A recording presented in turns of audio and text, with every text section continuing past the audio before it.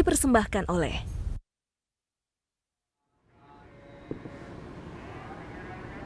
Ya pemirsa, saya Rati Aulia kembali menyapa Anda di program BUMN Menjawab. Tema kita kali ini PT Perikanan Nusantara Persero atau PT Perinus mengembangkan industri perikanan tanah air. Dan telah hadir bersama kami Bapak Primawan Badri, Direktur Operasional dan Pemasaran PT Perikanan Nusantara Persero. Halo Pak Prima, apa kabar? Baik Mbak Rati, Terima kasih sudah berkenan hadir di BUMN Menjawab Pak Prima. Terima kasih. Dan telah hadir juga secara virtual pimpinan redaksi TV Jaringan JPM, dan saya juga ingin menyapa teman-teman dari Jawapos Jaringan Media Nusantara. Terima kasih sudah bergabung menyaksikan BUMN Menjawab. Acara ini berlangsung dengan menerapkan protokol kesehatan penanganan COVID-19 dan program ini merupakan kerjasama JPM TV dan BUMN Track. Pemirsa, PT Perikanan Nusantara Persero fokus dalam pengembangan bisnis perikanan dari hulu ke hilir dan terus membina kemitraan dengan nelayan yang terus tumbuh serta berkelanjutan guna mewujudkan kedaulatan pangan. PT Perinus terus berkembang dan berinovasi agar dapat melayani masyarakat dengan optimal. Namun sebelum berbincang mengenai PT Perinus Persero mengembangkan industri perikanan tanah air, mari kita simak satu informasi berita satu ini.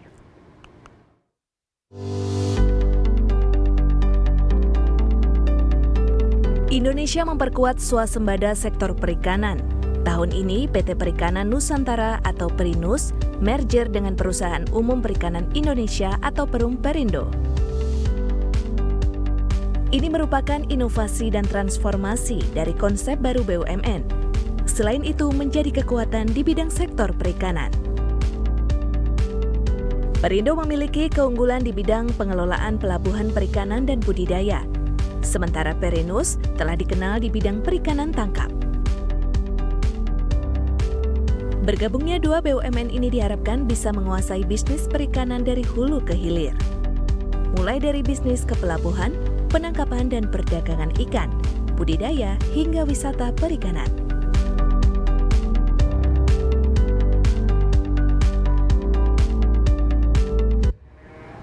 Dan untuk membahasnya lebih lanjut, langsung saja kita tanyakan kepada Bapak Primawan Badri, Direktur Operasional dan Pemasaran PT Perikanan Nusantara Persero. Halo Pak Prima, terima kasih sudah bersedia hadir di BUMN Menjawab.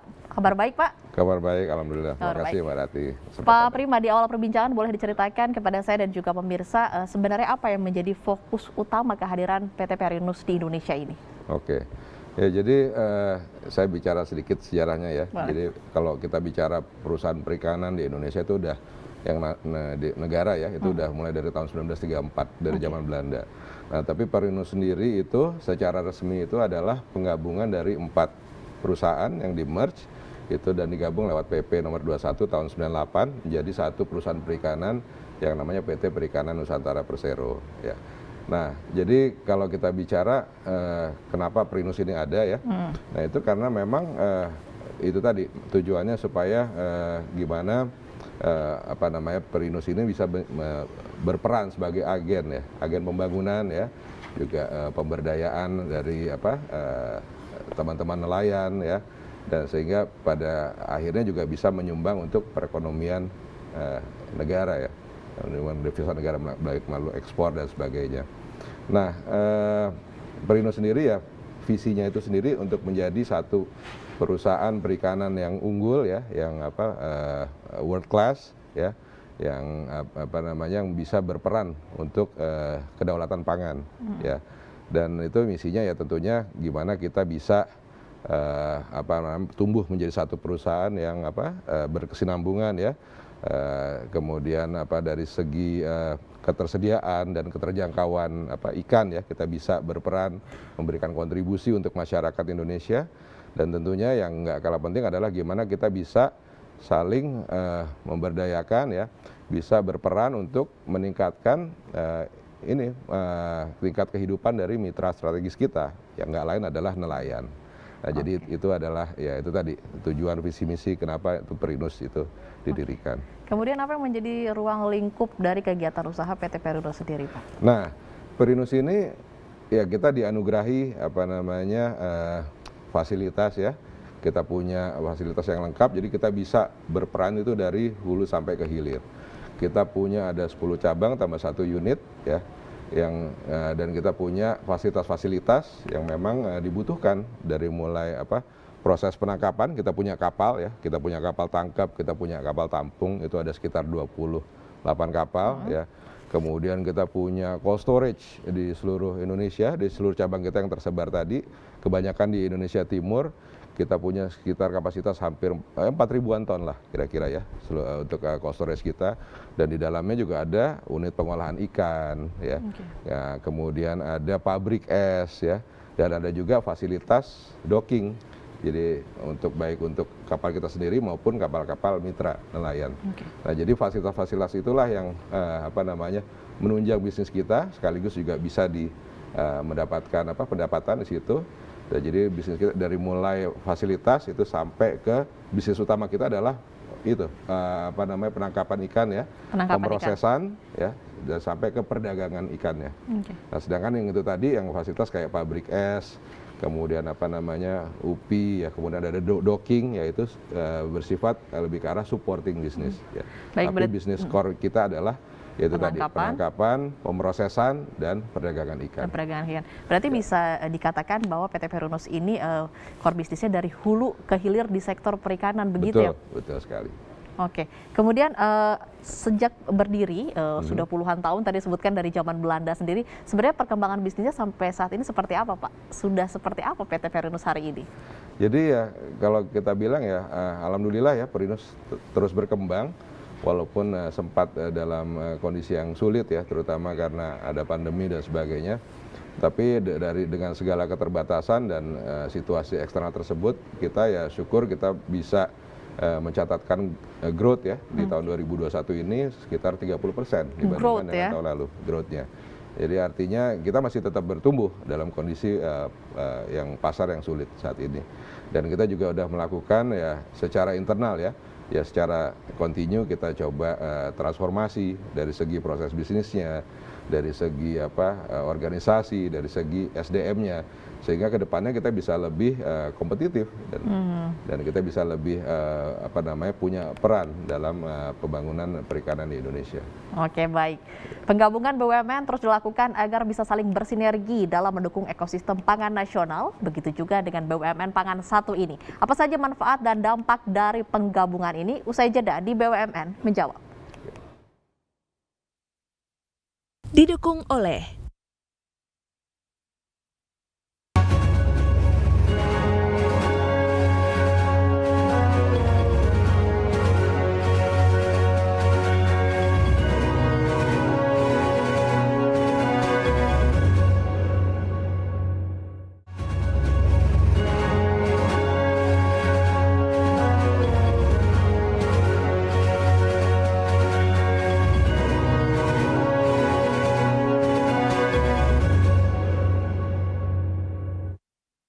dipersembahkan oleh Anda masih menyaksikan BUMN Menjawab bersama saya Ratih Aulia dan Bapak Primawan Badri, Direktur Operasional dan Pemasaran PT Perikanan Nusantara Persero. Pak Prima, sekarang merger ini dilakukan di hampir semua sektor BUMN termasuk sektor pangan sendiri. Sebenarnya setelah dilakukan merger antara Perunus dan Perindo begitu ya Pak ya, bagaimana keberlangsungan bisnisnya? Ya, jadi dengan adanya merger ini diharapkan malah bisnis kita akan semakin besar nantinya ya. Jadi dari sisi pendapatan ya sudah pasti diharapkan, dan yang memang diharapkan itu creating value ya. Jadi pendapatan bisa meningkat ya. Jadi kita harapin 1 tambah 1 bukan jadi 2 tapi malah jadi 4, 5, 6 dan seterusnya. Dan kemudian dari sisi efisiensi pastinya. Karena itu tadi ya. Jadi dari segi pendapatan kita punya akses pasar ini akan semakin bertambah. Kita punya sourcing juga akan semakin bertambah. Nah, dan kemudian dari sisi efisiensinya kita bisa aset-aset kita ya itu juga cabang-cabang kita bisa dikonsolidasikan, bisa lebih efisien lagi ya. Aset-aset ya yang bisa dipergunakan, bisa di leverage ya. Nah, sehingga dari penggabungan itu ya tentunya kita harap kita bisa berkembang jauh lebih baik lagi daripada yang sekarang sendiri-sendiri. Dan ini saling melengkapi. Kenapa? Karena Perindo sendiri itu kan core-nya ya, itu lebih ke arah penangkapan, processing dan perdagangan ikan ya. Nah, sedangkan Perindo itu core-nya lebih ke arah facility management. Dan itu begitu digabung itu saling melengkapi, ya kita semakin kuat dari sisi fasilitas, dari sisi perikanannya juga semakin kuat. Dan kita punya cabang kebetulan, nah ini juga bagus sekali karena Perinus ini lebih banyak cabangnya di timur. Sedangkan Perindo? Perindo banyakan di barat. Nah jadi makanya itu tadi saling melengkapi. Jadi Perindo tuh ada di apa namanya kayak di Natuna, ada di Belawan, ada di Aceh ya. Perinus banyak di kayak di Ambon, Bacan, Sorong, Bitung. Nah jadi ini semua ya kita harapkan bisa meningkatkan kinerja kita lebih baik lagi ke depan. Jadi berbicara tentang efisiensi kemudian juga efektivitas dari merger ini sendiri, kemudian sinergi apa saja sih yang dilakukan oleh BUMN sektor pangan ini Pak dengan adanya penggabungan holding tersebut? Ya. Nah jadi kalau apa namanya Perinus Perindo yang ikan-ikan itu digabung ya, kemudian ada juga yang beras ya, nah kemudian ada yang perdagangan dan logistik ya, PPI, BGR ya, SAS Pertani. Nah jadi kita semua nanti kan akan tergabung dalam satu klaster namanya klaster pangan holding yang ketuanya adalah RNI. Nah jadi disinilah makanya kita punya kekuatan yang lebih besar sebagai satu klaster itu. Karena ya itu tadi kita bisa saling leverage aset kita ya, kita bisa maju sama-sama misalnya untuk kepentingan proposing untuk modal dan sebagainya ya, daripada sendiri-sendiri kita lebih ini sebagai satu holding ya akan lebih daya tawarnya lebih besar, efisiensi, kita bisa saling leverage dari segi SDM kemudian sistem ya. Nah ini kan akan jadi jauh lebih efisien nanti ke depannya. Nah dan terus kita bisa memperluas pasar juga, contohnya nih sekarang Perinus kan jualan sendiri nih, ya. Tapi nanti teman-teman dari holding ya, dari PPI ya, kemudian dari ada Nusindo juga itu akan bisa membantu memperluas pasarnya kita, baik ke domestik maupun ekspor. Nah, kemudian dari sisi logistiknya juga BGR ya, itu juga nanti akan berperan sangat penting ya dalam optimalisasi dari segi logistik untuk BUMN klaster pangan. Ya, jadi nanti bukan cuman leverage kita punya sarana aja, tapi juga BGR dan mereka udah punya sistem logistik yang udah mumpuni gitu, yang bisa di leverage sampai sistem pergudangannya itu nanti bisa diterapkan di seluruh klaster pangan. Jadi sinergi ini bertujuan untuk berkolaborasi dan bekerja sama antara BUMN sektor pangan ini. Dan kemudian merger antara Perinus dan Perindo kan diharapkan melahirkan kekuatan bisnis baru gitu, bisnis perikanan dari hulu ke hilir. Kemudian apa manfaat yang paling dirasakan oleh Perinus sendiri pasca merger, Pak? Ya, kalau kita bicara mungkin udah bukan Perinus lagi ya nanti pasca merger, tapi udah sebagai satu perusahaan PT Perikanan Indonesia yang baru. Ya tentunya manfaatnya itu tadi yang tadi saya bilang dari segi kita harapkan dari segi pendapatan ya itu akan bisa meningkat ya, kita punya pendapatan, kemudian dari segi efisiensi kita bisa lebih efisien.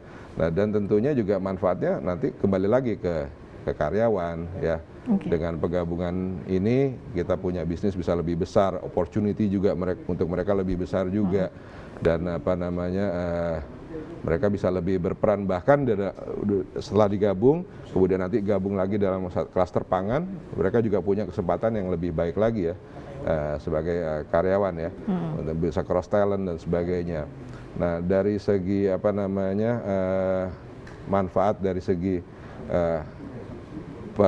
efisiensi tadi ya, aset ya bisa kita saling ini kan ya, leverage, bisa lebih efisien nantinya cabang-cabang. Nah, intinya dan kemudian nggak kalah pentingnya manfaat untuk stakeholders yang lain, jadi kayak seperti nelayan ya, bisa lebih kita bina, berdayakan ya. Nah offtake, dengan harapan offtake kita nanti ke nelayan akan lebih besar ini setelah penggabungan ini ya.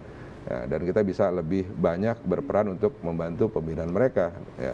Tapi nanti saya ceritalah gimana kita bisa ini ke kemudian Pak, berbicara masalah merger ini kan tadi disebutkan ada manfaatnya, banyak sekali manfaatnya, efisien, kemudian ada kolaborasi kerjasama yang terus dilakukan oleh antara BUMN sektor pangan ini. Kemudian apakah ada juga tantangannya dalam merger ini Pak? Oh ya, tentu tantangannya ada. Karena kalau kita bicara merger di mana-mana juga itu menggabungkan kedua perusahaan yang berbeda itu sangat menantang. Meskipun ya kita dua-dua ini BUMN ya, kemudian kita dua-duanya adalah perusahaan perikanan, tapi kita punya core business, kita punya culture, kita punya ini tentunya tetap ada perbedaan ya. Nah, sistem juga beda ya, cara kerja.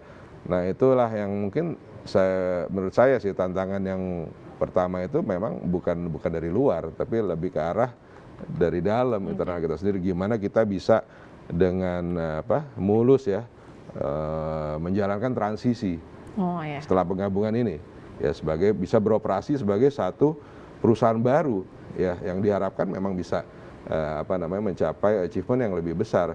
Tapi ya kuncinya itu tadi, dari segi transisinya mesti dengan baik ya, terutama dari segi orang, kemudian dari segi hukum, dari segi aset. Nah, itulah yang tantangan-tantangan yang memang mesti kita hadapi dan kita pecahkan bersama. Tapi saya yakin begitu itu kita bisa melewati transisi itu dengan baik, kita kedepannya bisa take off. Oke, baik, diharapkan bisa creating value yang lebih besar. Betul, begitu ya Pak. Ya. Selanjutnya kita akan membahas mengenai strategi apa yang dijalankan PT Perinus dalam merangkul para nelayan sebagai mitra perusahaan. Usai jeda di BUMN menjawab. Didukung oleh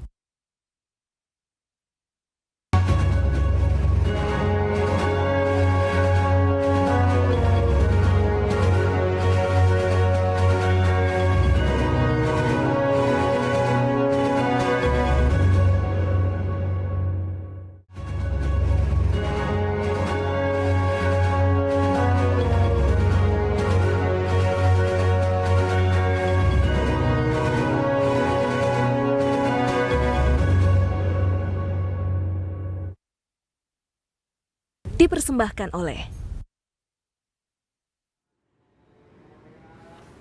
Ya pemirsa, Anda masih di BUMN menjawab dengan tema PT Perinus Persero mengembangkan industri perikanan tanah air. Pak Prima, berbicara masalah PT Perinus tentunya bisnis di sektor perikanan nih. Bagaimana PT Perinus ini melihat bisnis di sektor perikanan untuk saat ini dan juga ke depannya seperti apa? Oke. Jadi kalau kita bisa bilang sih perikanan ini sangat strategis dan potensinya sangat besar ya. Dan dan intinya kalau kita bicara pangan ya, makanan ini nggak ada matinya lah ya. Jadi mau gimana pun perubahan di dunia, tapi tetap yang namanya pangan itu akan menjadi satu industri utama ya, yang akan terus bertumbuh ya.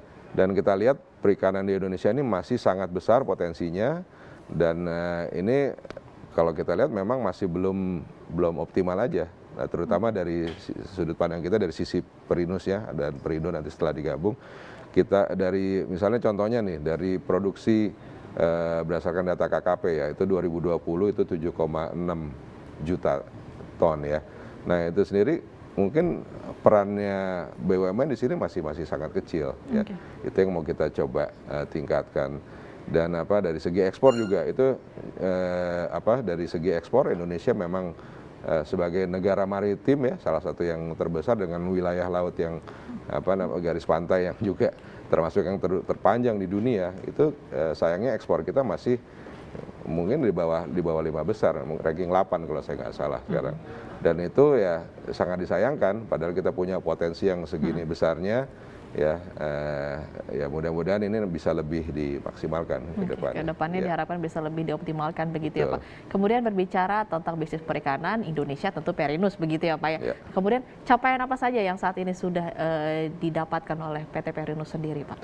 Ya, jadi memang kalau dari segi market share memang itu masih satu tantangan untuk kita ya, yang mesti kita kembangkan ke depannya. Nah, cuman kalau saya boleh bilang dibandingkan dengan tahun lalu, ya, tadi yang saya sudah sebutkan, growth kita itu 30% ya, walaupun kondisinya sangat sulit ya. Kemudian kita juga udah melakukan transformasi dari segi bisnis proses, internal dan sebagainya, sehingga kita bisa akan lebih siap untuk bisa menjadi satu perusahaan yang lebih modern, termasuk itu nanti ada digitalisasi ya, penerapan sistem IT dan sebagainya. Nah, itu udah mulai kita lakukan saat ini. Nah, kemudian dari segi ekspor, nah ini juga penting karena ekspor ini ya memang jadi satu tujuan utama kita dan kita juga mendukung programnya pemerintah di sini, gimana supaya bisa meningkatkan devisa negara, meningkatkan pendapatan negara. Dan dari segi ekspor ini kita udah meningkat dari waktu ke waktu dan alhamdulillah di September tahun ini ya, di Pak? tahun ini betul.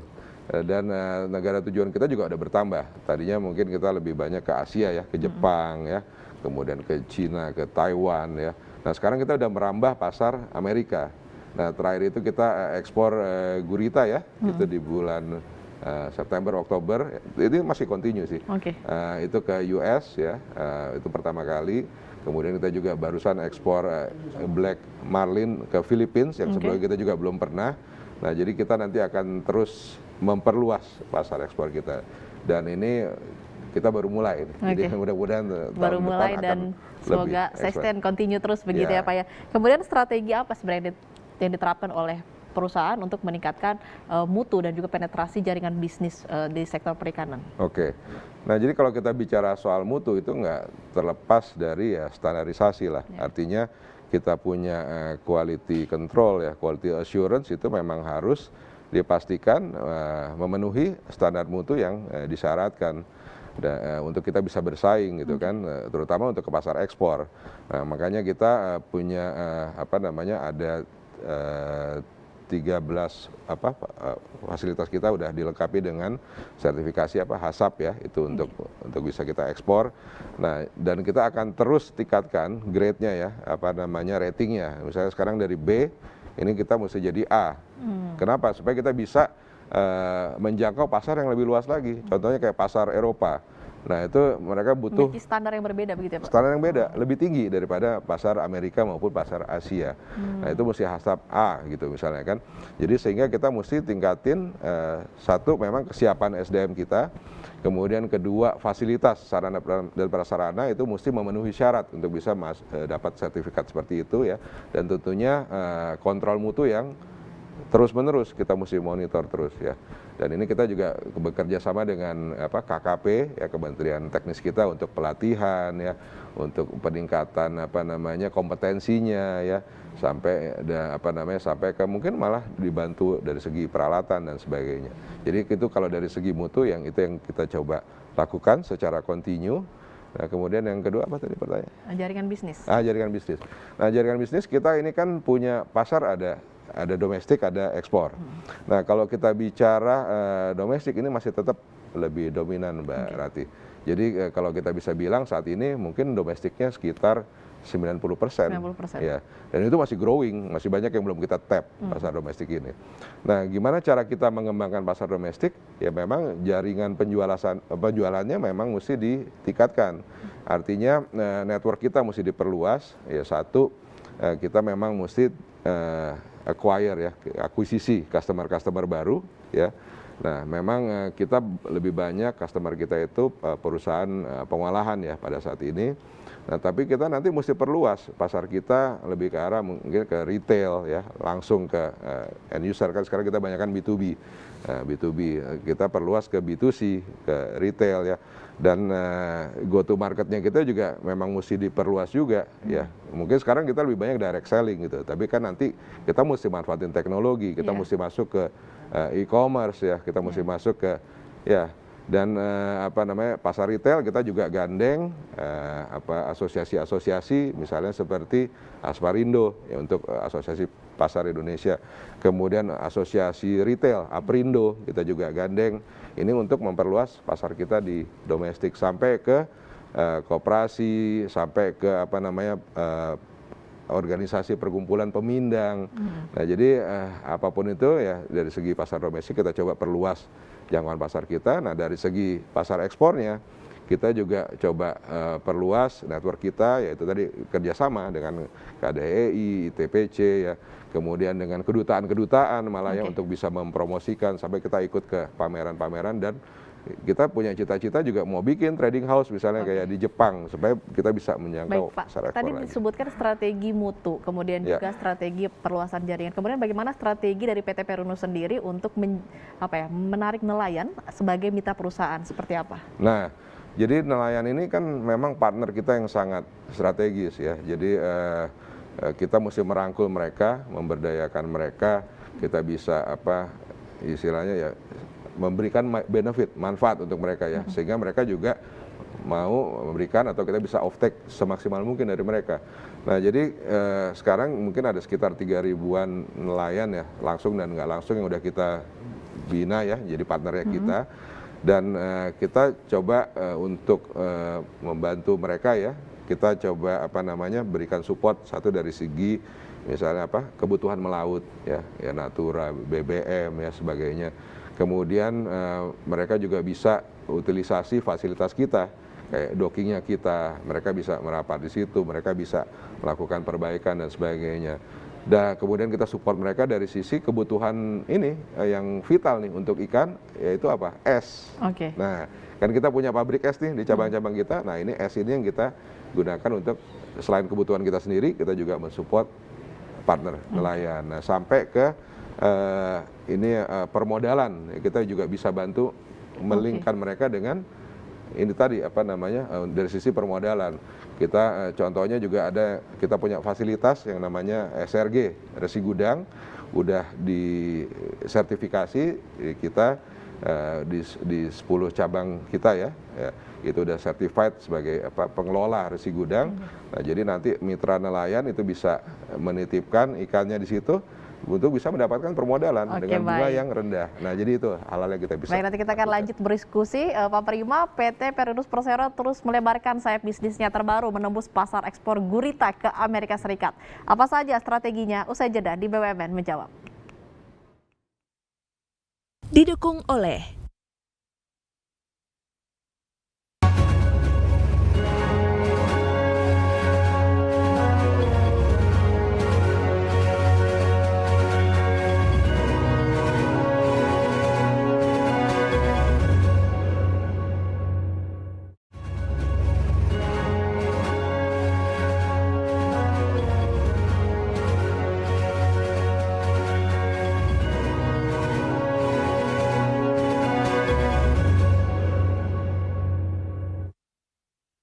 dipersembahkan oleh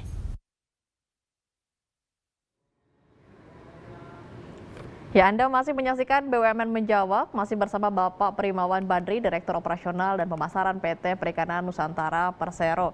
Pak Prima, baru-baru ini PT Perinus baru saja mengekspor gurita ke Amerika Serikat. Ini merupakan tadi Bapak sebut juga negara tujuan baru begitu ya. Betul. Bapak melihat ke depannya ekspor gurita ini seperti apa, Pak? Oke.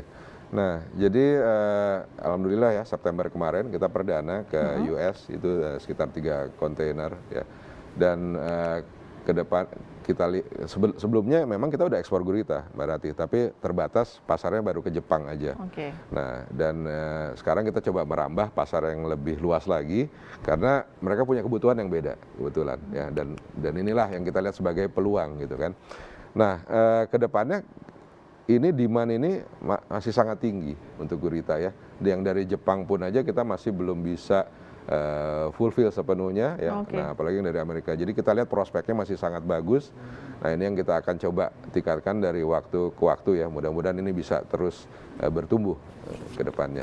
Oke, jadi melihat peluang dari ekspor gurita ini masih terbuka lebar begitu ya Pak untuk kedepannya. Ya. Baik, dan sekarang kita juga akan menyapa, telah bergabung bersama kami pimpinan redaksi dari PAL TV Palembang, ada Susan Oktaria. Halo Mbak Susan, apa kabar ya? Halo, selamat siang. Alhamdulillah baik. Baik, terima kasih telah bergabung bersama kami Mbak Susan. Mbak Susan, bagaimana pandangan media sendiri melihat dari kinerja PT Perinus ini yang baru-baru ini baru saja membuka negara tujuan untuk mengekspor baru begitu, untuk ekspor gurita. Dan silakan jika ingin bertanya langsung, di sini ada Pak Prima, dan jika ada masukan juga bisa langsung disampaikan. Silakan Mbak Susan. Oke, terima kasih. Selamat siang Pak Prima. Siang, ini luar biasa sekali ya PT Perinus. Ya, alhamdulillah baik Pak. Ya, kami sangat mengapresiasi ya Pak kinerja dari PT Perinus yang sangat luar biasa sekali karena sudah membuat pasar baru dengan sumber daya alam Indonesia yang sangat besar tentunya ya Pak. Ini gurita luar biasa nih Pak ya. Orang masih belum terpikirkan tentang sumber daya ini kayak gitu. Tetapi ada permasalahan nih Pak. Tentu sumber daya alam Indonesia yang sangat besar ini ada permasalahan lain kayak gitu. Sampah plastik Pak. Oh, Itu oke. muaranya kan ke laut, Pak. Itu bagaimana, Pak? Nanti akan mempengaruhi sumber daya alam dan tentunya itu kan akan berpengaruh juga pada tingkat produksi dari PT Primus juga ya, Pak. Nah, ada permasalahan lain tentang ini loh, Pak, tentang PP nomor 85 ya, Pak, yang sekarang dikeluhkan itu, Pak. Itu berpengaruh nggak, Pak, dengan pendapatan dari PT Primus juga kayak gitu? Terus saya punya banyak pertanyaan nih. Mohon maaf ya Pak ya. Eh, yang terakhir itu saya ingin menanyakan tentang ya kaum milenial ya Pak. Kaum milenial ini bagaimana caranya agar kaum milenial juga tertarik dengan industri perikanan Indonesia?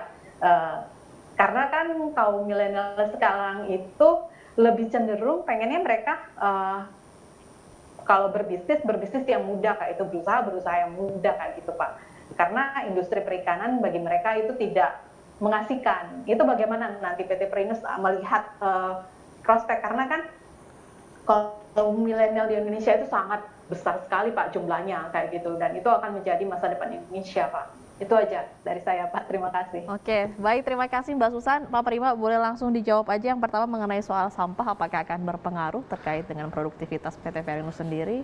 Ya, sebenarnya memang sampah ini kalau nggak ditangani atau nggak kita melakukan action ya, itu ya tentunya nanti akan punya pengaruh ya, karena ya itu biota laut ya semua tercemar kan, dan apa namanya makin lama makin banyak, memprihatinkan. Saya juga ke pantai-pantai kita itu juga sampah plastik ini makin banyak.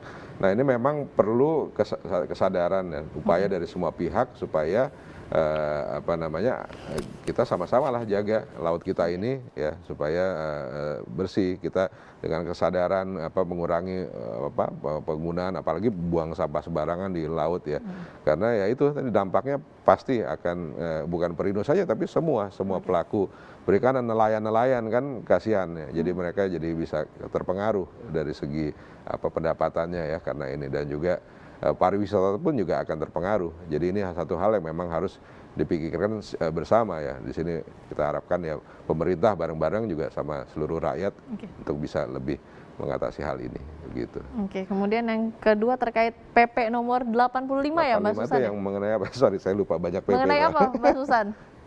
Tentang pajak Pak. Oke. Pajak Pak. Oh, pajak yang itu ya untuk pelaku. Iya, penerimaan negara bukan pajak itu Pak. Itu kan yang terdampak itu para nelayan dan industri perikanan Pak. Itu kan luar biasa sekali Pak itu Pak. Jadi kan dia ada kenaikan PNBP itu 5-10% Pak. Dan ini masih, kalau DPR sih masih memperjuangkan itu akan dilakukan revisi ya Pak. Ya terus terang kalau untuk hal ini memang ya saya nggak bisa berkomentar terlalu banyak ya karena ini memang ranahnya regulasi. Tapi memang kalau dibilang ada dampaknya ya sudah ada yang merasakan ini pasti akan ada dampaknya gitu ya. Ya kita harap bisa diadakan satu solusi yang terbaik lah bagaimana untuk bisa menyikapi peraturan ini. Memang di satu sisi memang negara kan butuh penerimaan begitu kan ya. Nah, tapi gimana itu supaya tetap secara industri pelaku perikanan ini bisa tetap thriving gitu ya. Jadi dari segi pendapatannya ya ini itu juga jadi nggak terlalu berdampak negatif, itu yang kita harapkan. Cuman ya tadi sekali lagi saya bilang mungkin kalau ini ranahnya lebih ke arah regulasi ya. Jadi ya kita sebagai pelaku industri perikanan ya berharap yang terbaik lah, itu aja sih yang bisa saya bilang. Kemudian pertanyaan selanjutnya Pak, bagaimana cara menarik milenial untuk tertarik di bisnis perikanan? Nah ini menarik banget karena gini, saya sendiri background saya bukan perikanan ya, saya malah dari swasta ya, kemudian banyakkan di IT malah ya, terus sekarang nyemplung ke dunia perikanan karena ya saya tertarik banget karena lihat potensinya ya. Kemudian kalau kita udah jalanin ya, itu kita baru bisa ngerasakan ya itu betapa indahnya Indonesia ya, lautnya ya, kemudian pemandangannya ya, dan itu dengan kita terjun langsung itu benar-benar satu pengalaman yang berbeda. Dan jangan salah, perikanan ini mungkin persepsi lah ya, tapi sebenarnya ini usaha yang bisnis yang menguntungkan, yang menguntungkan. Dan saya udah ngelihat ya banyak sekarang udah mulai banyak anak-anak muda ya mulai bergerak masuk ya dalam industri dalam usaha perikanan ini. Jadi mereka ngerintis dari bawah, mulai awalnya dari dagang kecil-kecilan sampai mereka bisa punya kapal sendiri. Terus kapalnya nambah jadi 2, jadi 3, jadi 4. Dan saya lihat udah mulai banyak yang begitu dan potensinya masih besar sekali. Jadi menurut saya ini satu peluang ya buat teman-teman yang muda-muda ya, milenial, untuk bisa ikut berpartisipasi bukan cuma sebagai pengusaha tapi juga dengan makin berkembangnya nanti industri perikanan ya itu akan makin banyak peluang untuk bisa berpartisipasi di situ. Dan dari segi income, dari segi pendapatan, wah justru ini saya bilang industri perikanan ini menguntungkan. Ya. Menjanjikan. Menjanjikan, begitu ya, betul. Oke, baik. Betul. Bagaimana Mas Susan? Ya, terima kasih banyak Pak Prima dan Mbak Ratih. Ya, makasih Mas Susan. Terima kasih telah bergabung bersama kami Susan Oktaria, pimpinan redaksi PAL TV Palembang. Pemirsa, PT Perinus Persero juga terus melakukan transformasi dan inovasi dalam mengembangkan bisnisnya. Kita akan membahasnya usai jeda. Tetaplah di BUMN Menjawab. Didukung oleh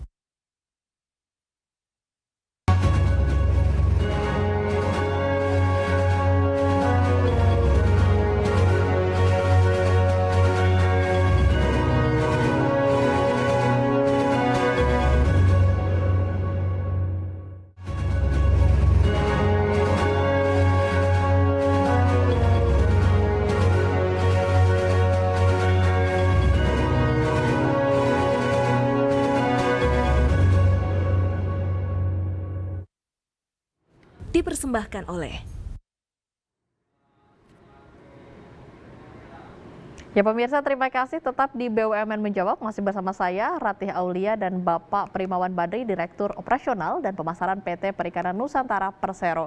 Pak Badri, berdirinya kan sudah lama nih ya, sudah berpuluhan tahun nih sampai dengan sekarang. Transformasi apa saja yang sudah dilakukan oleh PT Perinus sendiri? Ya, jadi kalau tadi seperti udah dibahas, transformasi dari mulai kita merger ya sampai menjadi di dalam bentuk yang seperti sekarang, itu udah kita udah mencoba berbagai macam sistem ya, berbagai macam pola bisnis.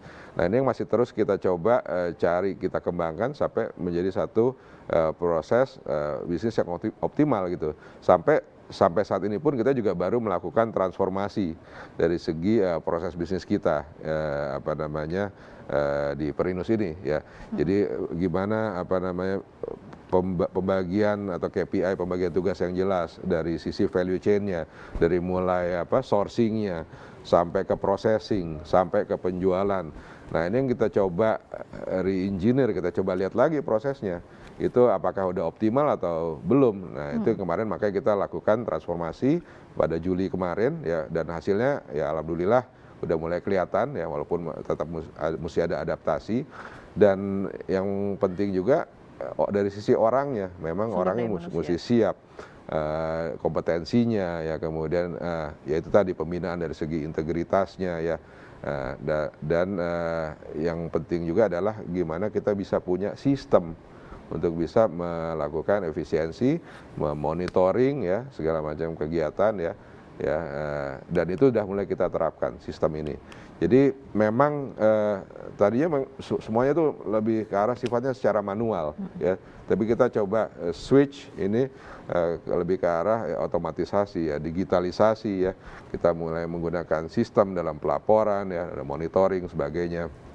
Dan mungkin nanti ke depannya penggunaan teknologi dalam operasional kita sendiri, misalnya untuk dalam pencarian ikan ya, dan sebagainya ya, sampai ke pengaturan inventory manajemen ya di gudangnya. Nah, jadi kita mau terapin ya, intinya sih nanti ada ERP ya yang memang layak, yang proper gitu ya. Mestinya perusahaan seperti Perinus sudah punya ERP yang proper. Dan ini udah mulai kita rintis. Dan nanti apalagi kalau udah gabung dengan holding ya, dengan RNI sebagai klaster pangan, itu nanti kita bisa akan saling leverage itu. dari sisi IT-nya juga ya. Tadi logistik. disebutkan oleh Pak Prima akan ada juga proses digitalisasi gitu, penerapan Betul. digitalisasi dari proses bisnis yang dijalankan oleh PT Perinus. Nah, sebenarnya kesiapan SDM-nya untuk mengarah ke digitalisasi saat ini seperti apa Pak? Karena kan sekarang ini apalagi di masa pandemi ya, semua orang itu seakan-akan bermigrasi gitu ke digitalisasi. Jadi memang ada dua hal yang mesti kita siapkan di sini. Satu, yang paling penting ya orangnya sendiri. Ya. Kedua, infrastrukturnya. Ya. Memang dari segi infrastruktur kita memang masih belum memadai saat ini. Tapi itu dengan sejalannya waktu dan perkembangan ini kita coba akan terus lengkapi, ya. Lengkapi kita apa namanya, dan itu nggak berarti harus kita invest semua di situ. Ada banyak cara-cara yang lebih smart gitu ya supaya kita bisa ya, leverage. Nah, apalagi nanti kalau udah masuk ke holding ya. Nah, kemudian apa namanya ya kita nggak perlu misalnya invest di infrastruktur yang sendiri, tapi kita bisa utilize cloud misalnya gitu kan. Nah, itu bisa meminimize apa namanya expenses juga untuk dari sisi IT-nya. Nah, dari sisi orang, nah ini yang sangat penting. Itu yang kita lagi coba siapkan sekarang. Kita melakukan pelatihan ke mereka ya supaya mereka siap nanti. Dan yang penting itu yang sangat-sangat kritikal itu adalah mentalitinya, mindset. Karena mau sebagus apapun sistem yang kita pakai, tapi kalau dari sisi mindset orang yang ngejalanin kan, nah itu gimana mereka mesti dibina, diyakinkan, memang at the end ini akan mempermudah kerja mereka. Awalnya memang pasti akan sulit ya, mesti adaptasi, ya. Mesti ini ada proses baru, tapi ke depannya kalau begitu udah dijalankan, ini justru akan mempermudah pekerjaan mereka. Tadi kan kita juga menyinggung digitalisasi karena pandemi begitu nih. Apakah di pandemi sendiri sebenarnya berdampak atau seberapa besar dampaknya terhadap kinerja dari PT Perinus sendiri? Dampaknya tidak selalu negatif ya Pak, mungkin bisa juga positif. Ya, jadi kalau kita bicara pandemi emang awal-awalnya itu kerasa banget. Karena nelayan-nelayan juga punya keterbatasan untuk melaut, ada tujuan ekspor juga yang ditutup, mereka nggak terima. Kemudian dari segi logistik juga ada keterbatasan. Nah, tapi ya syukur pada kenyataannya malah kita grow. Ya? Dalam kondisi pandemi begini seperti tadi saya sebutkan, kita grow 30% dibandingkan tahun lalu. Nah, itu kenapa itu, Pak? Ya karena memang dari segi demand-nya sendiri ya malah relatif ya. Walaupun pandemi ya, namanya makanan terutama ikan nggak turun, tapi malah mungkin agak sedikit meningkat ya karena orang butuh. Dan mungkin dari sisi pasar bukannya turun tapi shifting. Jadi contoh nih kayak memang pasar Horeca itu pasti kepukul ya, tapi shift ke pasar rumah tangga. Nah justru yang pasar di rumahan ini yang lebih banyak sekarang demand-nya. Dan kemudian apa namanya frozen food juga trennya juga naik ya. Sekarang orang nggak mau repot-repot, sekarang udah beli frozen food aja udah siap ready to cook, tinggal dimasak aja gitu kan. Nah ini naik terus dan kita punya produk memang frozen food ini yang namanya Tukato, yang ini juga akan kita kembangkan lebih lanjut untuk menjawab itu tadi peluang dari baik. Jadi memang sudah menyiapkan nih di tengah pandemi ini udah punya strategi. Nah pemirsa jangan kemana-mana, usai jeda masih akan berbincang soal PT Perinus Persero mengembangkan industri perikanan tanah air. Tetaplah bersama kami.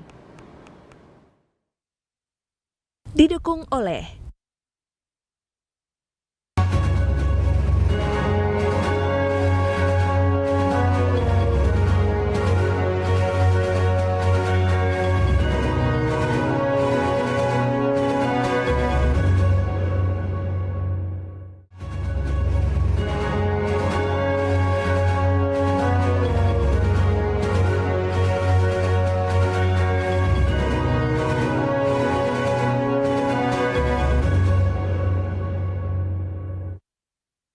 dipersembahkan oleh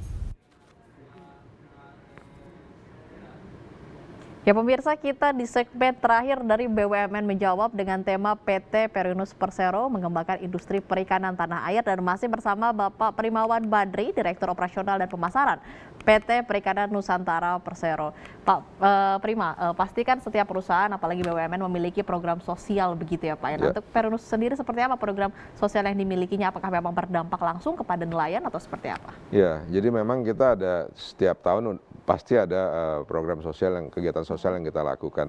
Jadi memang bentuknya juga bisa macam-macam. Ada yang misalnya sumbangan ke desa untuk air bersih dan sebagainya, atau tapi yang paling ini ya relate ke nelayan, ya itu tadi misalnya untuk misalnya pembinaan ya, pelatihan ya, kemudian ada sumbangan dari segi peralatan yang kita bisa berikan kepada mereka. Jadi itu hal-hal yang kita lakukan terus setiap tahun ya, dan terutama untuk nelayan yang mudah-mudahan itu bisa punya dampak untuk mereka. Ya. Kemudian bagaimana Pak PT Perinus sendiri memastikan bahwa produk-produk atau misalkan barang yang mereka miliki itu terjaga mutunya dengan baik dari sisi awal sampai dengan akhir? Oke, jadi memang inilah keunikannya kan di perikanan, dan kita memang punya fasilitas ya, kita punya fasilitas cold chain ya, kita bisa bilang. Jadi begitu ikan masuk nih, ya memang ikannya sendiri itu dari awal udah disortir. Artinya yang memang kita punya QC, QA, yang sortir sesuai nggak dengan standar kualitas, ya kan. Kemudian udah disortir dari nelayan maupun dari mitra kita. Nah ini kita masukkan dalam fasilitas kita bilangnya ABF ya, air blast freezer, untuk dibekukan tuh. Jadi dibekukan minus 40 derajat tuh Mbak. Nah jadi supaya dia beku, udah istilahnya Pak, matinya udah sekali aja gitu ya. Nah terus udah dibekukan, baru dimasukkan dalam gudang cold storage kita, dan ini udah ada standar suhunya. Jadi ikan-ikan itu begitu udah dimasukkan itu bisa tahan lama, malah bisa dipastikan kualitas. Betul, dan setahun, mutunya, 2 tahun, malah even sampai bisa 2 tahun. Memang kalau udah kelamaan juga pasti tetap ada namanya degradation lah. Tapi itu hal yang wajar ya Pak? Itu wajar, tapi paling nggak setahun itu pasti aman lah. Kemudian Pak, ke depannya pasti PT Perinus sendiri memiliki target ya. Apa saja targetnya dan jangka panjangnya ke depan? Nah, kalau saya bicara target, mungkin saya nggak bicara sebagai PT Perinus lagi, tapi kita bicara sebagai nanti perusahaan yang sudah digabung. Nah, udah di merge namanya PT Perikanan Indonesia. Nah tentunya kita ingin bisa mencapai apa yang diharapkan dari tujuan merger ini. Gimana kita bisa meningkatkan pendapatan kita ya, gimana kita bisa memberikan peran yang lebih besar ya, kita bisa off take lebih besar lagi. Nah dari sisi pendapatan aja mungkin paling enggak kita expect nanti begitu gabung udah nanti kedepannya di atas 1T lah, mungkin di tahun pertama, kedua. Kemudian kita harap ekspor kita juga naik ya. Sekarang misalnya sekian nih kalau digabung, tapi nanti kita mau naik di tahun depan itu sampai 3 kali lipat misalnya. Nah kemudian dari sisi efisiensi kita juga harap bisa lebih efisien ya. Dan tentunya yang paling penting adalah gimana kita bisa berkontribusi itu tadi sebagai agen pembangunan ya. Kita bisa berkontribusi terhadap pendapatan negara, pemasukan pemerintah ya. Kemudian bisa berkontribusi terhadap nelayan ya secara lebih luas lagi dengan penggabungan ini ya, sehingga pada akhirnya kita bisa memberikan nilai tambah untuk Indonesia. Baik, itu ini sih harapan dapat kita. Berkontribusi untuk Indonesia begitu ya. Baik, terima kasih Pak Prima. Demikian kebersamaan kita di program BUMN Menjawab. Terima kasih untuk Bapak Primawan Badri, Direktur Operasional dan Pemasaran PT Perikanan Nusantara Persero. Terima kasih Pak Prima, sehat selalu. Sampai jumpa. Sampai jumpa lagi. Terima kasih juga untuk para pimpinan redaksi TV Jaringan JPM yang sudah bergabung bersama kami, serta teman-teman dari Jawa Pos Jaringan Media Nusantara. Terima kasih sudah menyaksikan BUMN Menjawab. Acara ini dipersembahkan oleh JPM TV dan BUMN Track. Saya Ratih Aulia, undur diri. Terima kasih dan sampai jumpa.